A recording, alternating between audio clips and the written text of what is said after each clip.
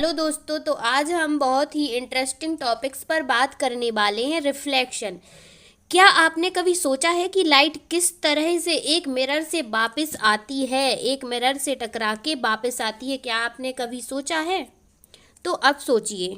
तो चलिए इस वीडियो में हम इसके पीछे की कहानी समझते हैं कि लाइट टकरा के वापस कैसे आती है। तो वीडियो को एंड तक जरूर देखें। तो first of all, what is the law of reflection? क्या what is the law of reflection? तो क्या होता है लॉ ऑफ रिफ्लेक्शन? जो रिफ्लेक्शन का लॉ है, रिफ्लेक्शन का लॉ ये बताता है कि जब एक प्रकाश की किरण यानी जो लाइट है, जो सन से लाइट आ रही या लाइट से लाइट आ रही, उसकी किरण जो आती है उसे हम क्या कहते हैं? इंसिडेंट रे कहते हैं। तो ये क्या करती है? एक स्मूथ सरफेस पर पड़ती है। ये क्या करती है? एक स्मूथ सरफेस पर पड़ती है। ठीक है, इससे क्या होता है?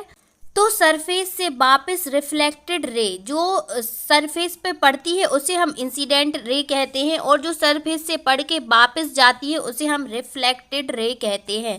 क्लियर? ऐसे लौटती है कि रिफ्लेक्टेड रे का जो कोना होता है, जो रिफ्लेक्टेड रे का ये कोना होता है यानी एंगल होता है, इंसिडेंट रे के कोने के इक्वल होता है। जो इंसिडेंट रे का कोना होता है, ये दोनों क्या होते हैं? इक्वल होते हैं। इसका मतलब है कि जो इंसिडेंट रे है, इंसिडेंट रे क्या होती है? इसका मतलब है कि जो इंसिडेंट रे है ये वो किरण है, वो लाइट है जो सरफेस पर पड़ती है। काय पे पड़ती है? इंसिडेंट रे सरफेस पर पड़ती है। तो एंगल ऑफ इंसिडेंट क्या होता है? ये वो कोना होता है, यानी ये वो एंगल होता है जो इंसिडेंट रे और नॉर्मल एक हम यहाँ एक नॉर्मल बनाएंगे। नॉर्मल जो सरफेस के साथ सीधी होती है, जो सरफेस है इसके जो सीधी होती है वो नॉर्मल होती है, और जो इंसिडेंट करके आती है उसका जो कोना होता है, ठीक है, तो क्या होती है? सीधी होती है।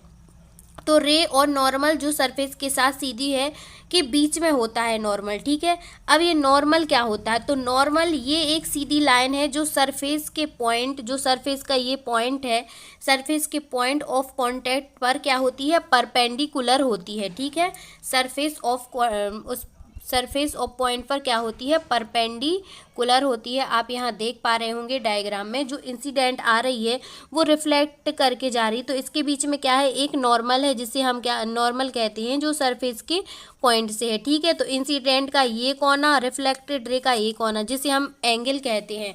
तो angle of incident, angle of reflect. तो हमने इंसिडेंट के बारे में पढ़ा, अब हम समझते हैं रिफ्लेक्टेड रे क्या होती है।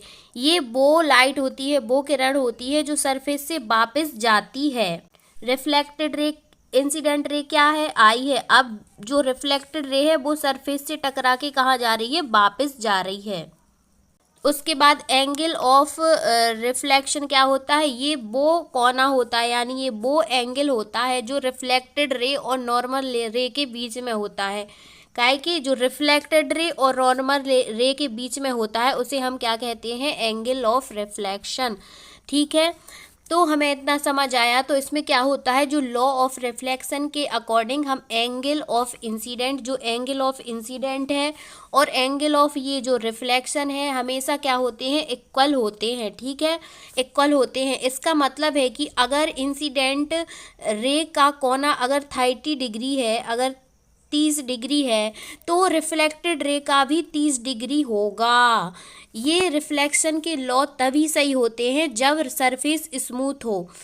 कब होते हैं? जब क्या हो? सरफेस स्मूथ हो। तो सरफेस किस चीज़ का स्मूथ होता है? जैसे कि मिरर ले सकते हैं हम।